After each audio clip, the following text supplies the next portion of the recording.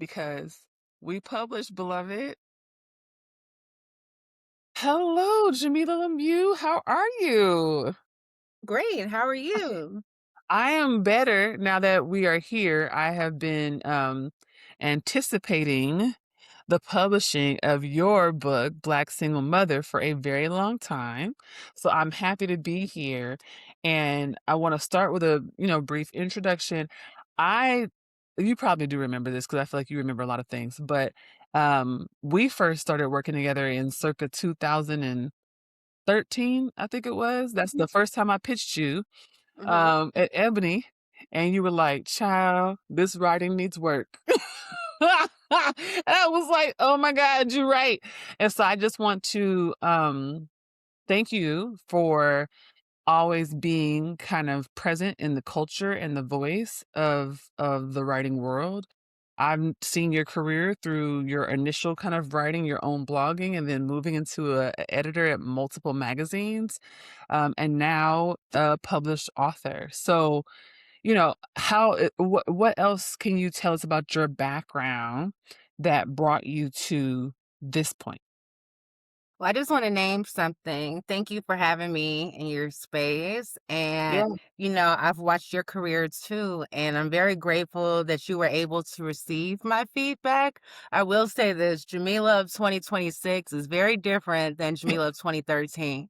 So I yeah, just pray that I was gentle and polite because that was a crazy time. I was a new mom, you yeah. know, um, But I have been so happy to see all that you've achieved, since we were first connected, and very proud that I got to play a little tiny, tiny piece at the beginning of that story. Big piece. I mean, it wasn't tiny. To be honest with you, people, there's a lot of editors who are not willing to say the hard things. Yeah, And there's a difference between writing for yourself and for your own blog or for your own diary, and then being able to write for a larger audience. So you were a catalyst in me understanding audience. You were the first editor to say, "Child, I really appreciate what you're writing about, Black women, but remember, we have a broad audience. We have broad reach. Who are you speaking to?" You were the first yeah, person to tell me, "I need you to speak in your own voice to a broader audience." So it yeah. wasn't small at all, I'll tell you. It was actually kind of pivotal at that stage for me. So I'm grateful Wow. for you. I'm glad to Mhm. hear that. I know it's mushy. Um, This is mushy. I love it. I love it. But to answer your question, my journey has been interesting, and I will say that I credit a Black woman wrapping her arms around me early on in my career with everything that I've done, particularly this book. Her name is Kira Mayo. She is Yeah. one of the two founders of Honey Magazine. She is a editorial legend, Yeah. just an icon of a Black woman journalist and mother, sister, girlfriend, and she talked about she's a Gen Xer, and Mhm. she talked about how she and many of the women in her cohort didn't have mentors, like that baby boomer generation of editors and writers didn't really pick up the girls behind them and bring them along, and so women like her and Michaela Angela Davis, Mm. um, were very hands-on with me early on in my blogging career. So I'm very grateful for that. I'm also grateful that Joan Morgan and Akiba Solomon and, Yeah. Karen Good Marable, we weren't necessarily Dream Hampton, Mhm. Esther Arma, like they rap, even those who I weren't close to, they just showed me a level of love and like recognition that meant a lot to me. So I've tried to provide that for other Black women. And I feel like at this moment, I need to connect with younger Black women because I'm not doing it on the level that I'd like to, but that's a conversation for another time. But to my career, I'm from Chicago. I studied theater in Mhm. college at Howard. Toward the end of my time there, I decided that I wanted to be a writer. I started a blog in like 2005. Yeah. Um, and by 2007, 2008, it was kind of a little bit of a thing. And I was definitely an early part of the Black feminist blogosphere. You know, Mhm. um, I came before the Crunk Feminist Collective. You Mhm, you know, did. like I appreciate that Brittany Cooper has always cited me like, yeah, we were seeing you and we were like, okay, we can That's do right. this. We need to do this. You know, and I'm so grateful for them and their work. Um, you know, a big part of what was once Black Twitter, um, and blogging turned into a career for me. I ended up becoming an editor at Ebony because Kierna reached out to me and hired me. And I was there for 5 years. And then I was a VP for a digital media company, also working under Kierna. Mhm. I've done communications consulting for a nonprofit and for a political campaign. I've freelanced for a whole lot of outlets over the years. And in 2022, I finally signed a book deal. So I had been working professionally as a writer really from like, you could say 2008 to 2022. And that's how long it took me to be ready to write a book. Yeah, okay, so I it's so interesting because I feel like I've just been watching as well, and you've been such a possibility model for so many people, and what has always stood out to me and is also very present in this text is voice. You've always had a very consistent voice, right? And I think, what Kierna, who, as you're right, absolutely, like, that Negro of, Yes. media, right? And also just a very loving and kind person. I think what she likely was tapping into is that even your early blog days, it was like, "Oh, this person has something really important to say." Thank So, you. you and I were pregnant actually at the same time. Mhm. Our my youngest child is the same age as your daughter, and so I watched you navigating publishing as a new mom as well. Mhm. And so I wanna ask, I mean, I've read the book, I love this book. It Thank made you. me cry, um, a lot because I was raised by a single mother, Mhm. and I've never actually I've never read a book that center Black single mothers in such a loving and honest way, um, and you telling your story, discussing your ups and downs, even, like, through pregnancy and navigating moving across the country, I think for me, is something where as I was reading, I realized, "Oh, I don't think I've ever actually seen this in print." Like, Yeah. I watched you, and I've Yeah. seen I know Kashan's in here and Tanya's in here, and so I've watched folks who you also speak to here, and then I was like, "Oh, wait, but yeah, this is the first time I'm seeing it in a book." Yeah. So, can you tell the listeners about what it was like to then you've lived so much life and you've always caped for Black single mothers. You've always been 10 toes down for Black single mothers. What was it like to then take those life experiences and then get it into book form? It was challenging. This book was written in ebbs and flows. You know, there were months where I was very, I'm on it. I'm putting down 2,000 words a day at least. And then there's the weeks, months where I'm like, I ain't got it. Ain't got nothing to say, you know? But I had hesitated, my agent had spoke to me. I had a literary agent for at least 5 years before we Mm, sold this book, and we had cycled through I have a number of, 85% completed book proposals, mm, and we'd get through something and I'd just be like, I don't feel it. mm. Like I can't write this book. This just isn't, I'm not interested in this. And she'd mentioned single motherhood a few times, and I was just like, no, no, But when I finally realized that this book needed to exist, and how helpful it would have been for me during my Yeah. pregnancy, during the early days of single motherhood, Mhm. um, I just sat down and just got very honest. Yeah, I appreciate that part of the text. When you told me the book was coming out, we were talking about this, I was like, "Oh my gosh, I hope nobody tries to water you down." Like, I was just Yeah. hoping. And so in reading this, I was so happy to hear, "Oh, you didn't water anything down." I was thinking about the part where you talk about yourself looking at yourself on TV and, like, trying to check out, just trying to make sure you're all together, and the ways that as a it's an undercurrent throughout the book. The ways as a Black single mother, there's always this kind of burden of dealing with the misogynoir and the racism that people are hurling at you, and so even when you're not trying to, you find yourself pushing back against these stereotypes and trying to carve out space for yourself and reclaim yourself from all these institutions.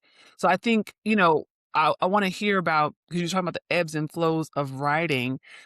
Were those experiences a part of what shifted the writing process? Like, was it living life and the things that you were going through that changed your orientation to the book? Or did you feel like once it was time to figure out what the book was about, you had it?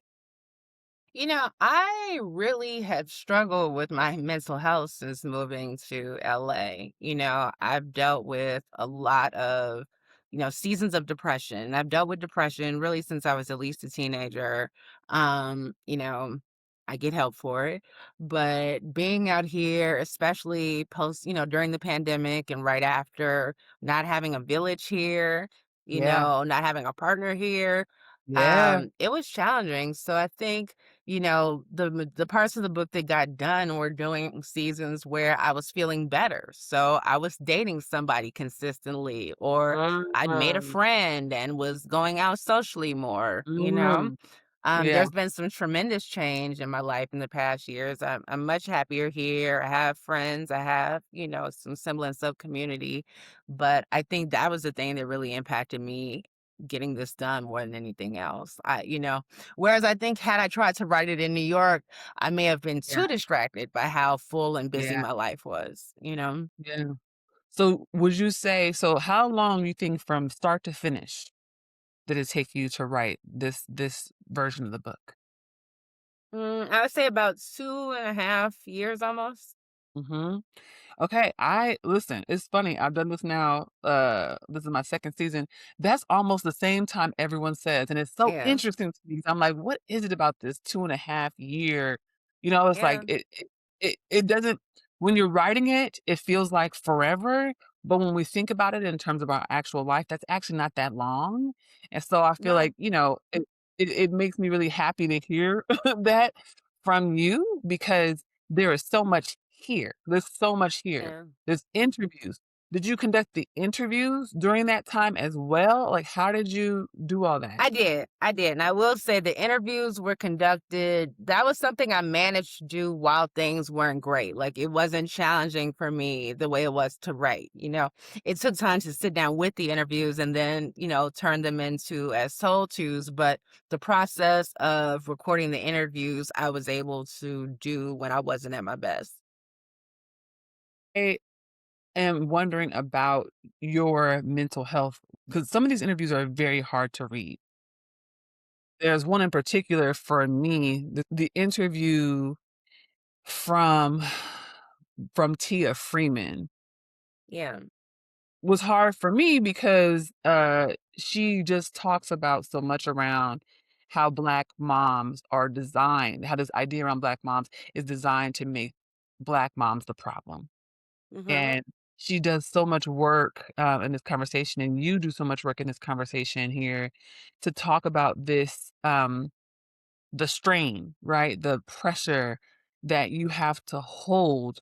And so many of the folks you talk to in here are also writers, Yeah. are also poets, are also organizers, are doing all this work in community. So how did you navigate as for me, I do interviews as well, and I have to do so much work to compartmentalize and to do like, debriefing with myself because the emotional load. So Yeah. how did you navigate writing, which your story, your work is so vulnerable, and then also carrying the stories of all of these women who are saying, "We are working so hard to take care of our children, and every single day we are fighting these stereotypes." Yeah. I smoked a lot of weed, right, in this book. Listen, I I definitely understand. smoked a lot. I was smoking during I conducted most of those interviews on foot. I was walking Mm, around my neighborhood and, so that was peaceful, yeah, it helped. I didn't have funny enough to me, sitting down and having access to the phone or, my cat, that's distracting, but like walking around, I could really just kind of like focus on yes, them. But yeah, it was tough, especially sitting back. 'Cause again, like when I was doing the interviews, some days I did two, some days I did one, and I say they are on average 45 minutes to an hour and a half, somewhere a little longer, but I'd take some time afterwards and decompress. I called my mom a lot, Yeah, just to talk to her afterward. But yeah, I definitely there's a lot of walking and decompressing and kind of, yeah. because I also I don't want was there conversation between us in the interviews? Yes, but I was really trying to focus on their stories. I didn't want to editorial lot, you know what I mean? I didn't want to be like, girl, yes, because you know how they blah blah blah blah. I had to kind of give them space to, talk freely. I love that. I mean, I also love the letter you have in here, to your mother and this kind of the relationship that unfolds in the book as you're thinking about yourself becoming a mother and then your orientation to your own mother. For me, you know, um, I've posted online about my relationship with my mother, which is a very complicated and difficult relationship. And so I think that's why this book was so meaningful to me because I'm like, oh my gosh, like these are examples that I didn't have. Right. I was Yeah, telling my daughter yesterday because I was just checking in to see, how we're doing. I do a lot of debriefs with my children. And I yeah, was like, I'm just asking because I don't have a blueprint. I don't yeah, have it's not like I can look at my mother and say, this is how I want to raise my child. And so what I appreciate about how you wrote this was it's almost as if you're saying it's okay that we don't really have a blueprint, right? That yeah, Black mothering is something that we are doing from a deep place of love and ancestral veneration, a place of knowing that our children are a future that we believe they have a right to this, they have a birthright to this future. So when you think about the publishing process, because that's not the vibe of publishing, yeah. right? Like they're not interested in that kind of story. So so how did you get to the point where not just and this is not about your publisher accepting it. I'm wondering how did you get to the point where you gave yourself permission to tell that story amidst this publishing industry that likely, I'm assuming, was not super welcoming for that kind of story? Well, I'll say this. I was very fortunate, somebody who knew me and loved me bought my book. Yeah. That is very rare. When you Yeah. mentioned me earlier as a possibility model, I always want to be very honest about the fact that I've had some great luck. Mm.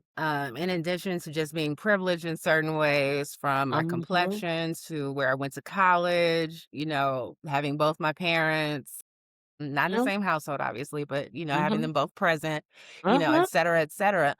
Um, I was fortunate that somebody who, really understood my voice and my vision published this book. Yeah. And she's, no longer an editor, um, which is, I think, a tremendous loss to the Mm. business. Mm. And can't wait to see what she does next. But, I was one of the very rare Black women writers who was able to also have a Black woman editor who understood Yeah. her. Yeah. I listen, I can't relate and I would love to. Yeah, You're at a huge publisher. We're at the same publisher. yeah, You're at a different part of it, but we're at the same publisher. So you are at a traditionally published outlet. And yes. so, I would love for you to speak to that because um it's rare, right, for Black women to have our stories embraced in this way, but especially at a big five at a top publisher. So you had your editor, and it sounds like you had an agent who were both championing you. Mhm. As you were going through the publishing process, did you feel like this publisher was championing and supporting this work and something that they said, yes, this needs to be out in the world? I will say this. I have had a generally good experience with my publisher. The team working on my book originally was all Black women. Wow. So Black women publicists, Black women doing social media and influencer outreach, Yeah. Black woman editorial assistant, Black woman editor, you know. I'm now working with the male editor to finish, the process of marketing the book. But, I do feel that they've had, my best interest in heart, and that they care about this book. I feel that I've been valued, I've been respected, and that I haven't, most importantly, when it comes to the writing, nobody asked me to compromise or change anything Yeah. that I didn't feel comfortable changing. Yeah, I mean, this just came out. So, like, yeah, we're technically, I just got this as an advanced copy. But by the time this episode airs, it will be out in the world for everyone's consumption. So it's weird we have to talk about this as if it's already in the future. um, Mhm. so I think, in terms of the book tour, you actually haven't fully gone on that yet, right? So No. I'm seeing posts, I'm seeing these events. You have something at Uncle Bobby's with you say young Mark Lamont Hill because it was a whole picture. I saw that you had something coming with Darnell Moore. And so I'm wondering in terms of the book tour, did you have any specifications around where you intend to be or what spaces you want to be in, what conversations you want to have, and where you intend not to be? Yeah, I mean, I wanna go anywhere. I will go to the opening of a bag of potato chips, okay? Like, I'm trying to get this book in everybody's hands. But, I wanna get to as many cities as possible that have a large Black female population, where there are Black women who are mothers. I've got all the majors checked off at this point, or, almost checked off. So far we have dates for LA, New York, Philly, Atlanta, Houston, and Miami. Mhm. We're working on DC and Chicago Yes. now. Yeah. So, hopefully there'll be a few other places. Oh, and Santa Barbara, California. Wow. I've got a few things going on in LA. I'll be at a few different book festivals. So, you know, um, I wanna touch as many people as possible, and I'm also telling folks I will do any book club. If it's you and 4 of your friends read the book, you want me to get on a three-way FaceTime and talk about it, on a Thursday at 7 p.m., I'll do that too. I love that. I love that. I saw the events come up and I was like, "Come on, BC Maryland, because I need to pull up on you and get my copy signed." You know, so in the publishing process though, I'm wondering, so for me, when I was writing my book, there were a lot of things that would come up and I was like, I actually don't know what that means, right? Like, so there's magazine writing, there's public facing writing, there's academic writing, but then there's publishing, and they're just so different. And even academic publishing and fiction publishing, all these different genres, the publishing process is just so different. So, was there anything that came up while you were working on those drafts of the book, or while you were getting from final draft to the final draft from you to the final draft from the editors and the cover, all of that that came up, and you were like, oh, this is a learning opportunity. The 2 big surprises were for me. I thought that my editor would have been more hands-on. I didn't realize the level to which at writing a book is a solo process. I wanted somebody to hold my hand and check Yeah, in every week, and yeah, that's just not how it works. yeah. The other thing is, I thought that the publisher would hire a photographer and a stylist and give me a beautiful photo shoot for my book cover. And one day they emailed me like, "Hey, we need your picture." And I was like, "What?" And so the picture of me in the book is crazy. It's not crazy, but it doesn't look like me very much. I have braids, I almost never wear braids, so it's not like a recognizable picture of me. Um, I had taken these pictures for my birthday. So Mm. I just happened to have some pictures, some professional Braids, pictures that were get them recent. long So, braids. Mhm. yeah, I love that. I mean, I think I hear you on that. There is a lot of things where, I've talked to folks and like, "Yeah, I just thought the publisher was just gonna handle this thing," and they were yeah, like, "No, boo, no, you're the author, get it done." And that yeah, is, it can be isolating. The writing process is already isolating, but at least for me and some of the folks I talked to on this podcast, there were some things where it's like you don't know what you don't know. yeah. So, how did you navigate those moments of, "Oh, I did not know this thing," without spiraling, without burning out? I just had to keep it pushing, Yeah, just like, okay, this is what we're dealing with. And, I'm fortunate. I know so many writers. I had the privilege of editing so many people during my career who became published authors before me. So I had, people to consult with. Yeah, So when things started feeling weird or off, I was able to be like, hey, yeah, am I crazy? Is this just me? And I found out that, these experiences were very common. very common, very common. So when you think about this process, from start to finish, from, when you first got your agent, were there any obstacles that you felt like you faced, that you had to traverse even in the agenting phase? No, I was very fortunate. I met one agent. Mm, Michael Eric Dyson introduced me to his agent. yeah, Tanya. And very Tanya McKinnon, That's Tanya, yeah, we know. Tanya, she reps a lot of black folk and, we just hit it off right away. She doesn't play, Mm-mm. she doesn't play about her clients. So, I think the biggest obstacle for me, honestly, was like having a child. You know, Mm, when I first started trying to write it, first of all, my website said in like 2010 she's working on her first book. Like that's how yeah, long I've been talking about writing a book.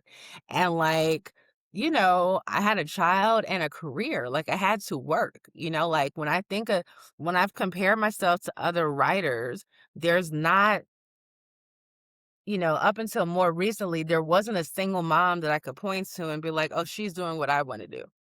You know hmm, what I mean? I wanna do things like her. You know what I mean? With mhm, very limited exceptions. For the most part, like in my peer group, mm, everyone who was doing the things I wanted to do was either a married woman, mhm, mhm, a single woman with no children, mhm, or, a man who was mhm, married, who had a woman who held him down while he pursued writing, and so I didn't have that. So, it took a while for me to be in a space where I could just write. yeah, yeah. So I have to bring something up, and you tell me if you don't wanna talk about it. Okay. But somebody tried you on social media, Yes. a few weeks ago, and we all immediately came out and, collected them. But and I don't wanna glorify or elevate their critiques at all, but I do want to pull out the larger thematic that I think was underlying the critiques, which was kind of a story around you not really deserving this, as if you Yeah. haven't been working at this for so long. And I think what was also muddled, but was submerged in that was this feeling of, why do you get to tell this story? Yeah. And I I think for those of us who know you and who also knew that the book is really it's about you, but you're also talking about Black mothers. Like that's why Right. there's so many voices in the book. And so this was obviously someone who was it was an uninformed take. But have you had to come up against those types of critiques about whether or not you're even allowed to tell this story? So this was the first time I had to deal with that publicly. And I will say this, the young woman who leveraged that critique has some challenges, and I don't want to get into them, but I found out, that she's dealing with some stuff. So I Okay. wish her all the best. Yeah. But nobody's ever said it to my face, but it was interesting because there have been times where I wonder, not as it relates to this book, but I am aware that there are more people probably know me from social media than from writing. Yeah. There are a lot of people just know my name. I've seen her somewhere. I've seen that name. I've seen a tweet. Like she do something. You know what I mean? It's funny. I get confused with Jamila Woods. I get confused with Amel Larue. You know what I What? mean? Like people. Yes, They're both somebody. singers. I know. I know. And so, I get that there are people who don't necessarily know the work I've put in, but I will just say that a simple Google search Yes. will answer any questions about, why I was able to write this book. And I am very clear that in some ways, both the experience I had as a child of a single mother and the experience Yeah. I've had as a single mother have been privileged, Yeah. primarily by the presence of fathers. Yes. So Your dad I'm don't play very about clear about you. that. And that's why I was intentional about talking to 21 other Black single moms, most of whom were having a very different experience than me. Yeah, I hear you.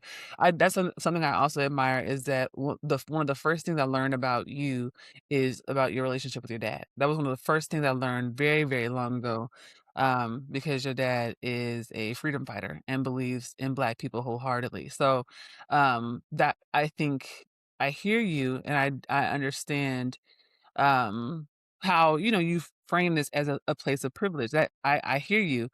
I think Yeah, I also, I feel so defensive of you. Like, I don't know thank what it you. is. I feel like all of us do maybe because you've done so much labor, like you and a lot of it has been unpaid. And I know that from watching you talk about this over the years, how people have Yeah, tried to extract from you and how you have been like a thought leader in a lot of respects. Folks like Kierna have been great about recognizing that, but a lot of people want to co-opt it. And yeah, so I think when this critique came up, the defensiveness I felt and that some folks in the community felt was, here goes somebody else trying to mischaracterize and co-opt Jamilah's work. And so yeah, I think I hear you on and that's why I wanted to move away from this particular person because I do yeah, think that there is a larger narrative of Black single mothers not deserving things, you know? absolutely. And Yeah, that comes up in the interviews a lot where this idea that you're supposed to have this labor extracted from you. You're supposed to work harder than fathers, right? This yep, idea that you're supposed to do all this labor and the community is just supposed to benefit from it, but you're not supposed to be poured into. yep. So I'm also wondering, and this is something you've talked about publicly, how it's been telling the truth of that narrative because unfortunately a lot of that comes from our own community unfortunately it also comes from straight men right Yeah. who leverage those critiques so how has it been delicately and vulnerably navigating that story and that experience knowing that people are going to have something to say. It's interesting because, and I talk about in the book, there are times where I have felt insecure or guilty about being a single mom, but when other people have leveraged it against me, I feel nothing. Like I feel bulletproof to other people's critique. Like, Yeah. because intellectually, I know they're wrong. Yeah. That doesn't mean emotionally that I don't sometimes have my own self doubt, but these people, I'm Yeah. like, y'all can. So these dusty men or conservatives, or, I'm just like, whatever, Yeah. and I'm just like, again, like, I grew up having this insecurity or these questions about my own mom. And I went through this period of, feeling not so much that being a single mother was such a bad thing, but that I would have to be one forever. And I didn't want to be, right? Like, I want to be partnered. I want another child, right? So, like, it wasn't necessarily that this is so bad, which I had to recognize. It was like, this just isn't what I want. This isn't what I want for good. But, like, when I think about it, like always, I've been surrounded by single moms, including my mom, who are the shit, who are great moms. Like I talk about always believe like while on one hand I questioned my mom for being a single mom, I thought she was a superior mom to other moms. I Mm, believe she loved me more than other moms. I just knew what we had was special. Like everybody mm. else that y'all are over there, but me and my mom, like we Oh, are, you know. yeah. So yeah, I have no problem. Like I can defend almost any group of Black women. There's not a lot that we can do that I won't come up with an excuse for or a justification. Listen, I have a really good friend, and they always like, "I defend Black women's rights and wrongs if I have to." I don't really like, Yes. they gotta get my defense. So if there was anything on in this process, on this journey, the culmination of so much incredible work, that you could change, what would it be? I'm recently, I wouldn't change anything. Mm, I wouldn't change anything. I've always thought, what if I'd majored in communications in college and gotten started earlier? What if I had gone back and got a master's? What if I wouldn't change a thing because I think everything has worked out the way it was supposed to. And I'm very optimistic about what the future holds. yeah. I know you were talking at one point about going to J school and all this stuff, and I was like, "Jamila, you ain't gotta do nothing. You could just you know what I'm saying? Just go do Yeah. it." So, I'm excited for you. Is there anything else, for first time authors, but specifically for, single Black mothers who have a story and they want to write it and they're feeling maybe apprehensive about it. Is there anything you want to leave them with to help them kind of push along that journey?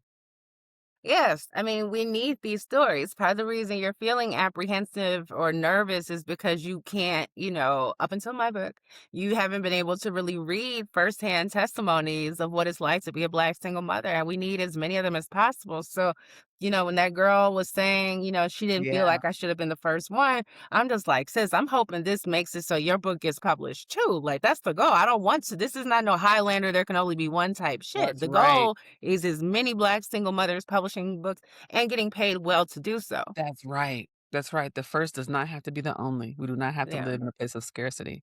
Well, I would like for you to share, where can people find you? Where can they find your work? How would you like folks to support you? And then what comes next? Okay, well, my website is JamilahLemieux.com. I will be updating it a little bit more in the future, but it's got the basic stuff there. You can find me on social media on Threads and Instagram at Jamilah Lemieux. Yeah. My book is available almost anywhere that books are sold. Yeah. Buy it where you feel comfortable shopping, but there are a number of independent bookstores selling it. Reparations Club in LA, Call and Response in Chicago, Kindred Yes. Books in Houston, Cafe Con Libros in New York, etc. Um, and what comes next? I have some really cool plans, but I can't tell you what they are yet. So hopefully the book will do what Okay. it needs to do Okay. and will open up the doors to the next chapter.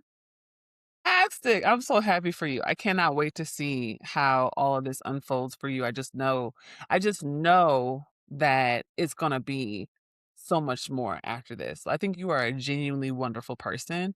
And it's not just because Thank we you. tall friends. It's not just because we both tall.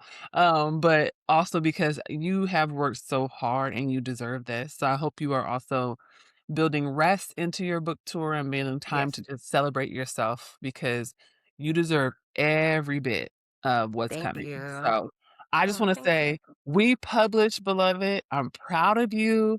I'm so Thank happy that you. you are here. And I'm so glad that you kept going. Thank you.